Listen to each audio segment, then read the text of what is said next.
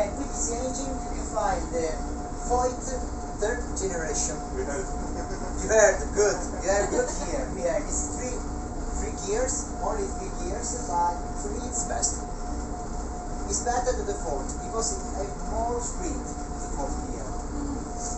It's very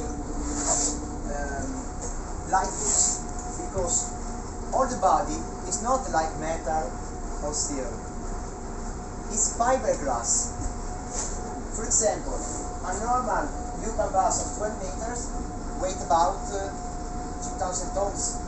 This bus only 9.8 tons. So we've got 2 visitors from Romania visiting the Bussotto CAM Bussotto Inbusclub Veneto.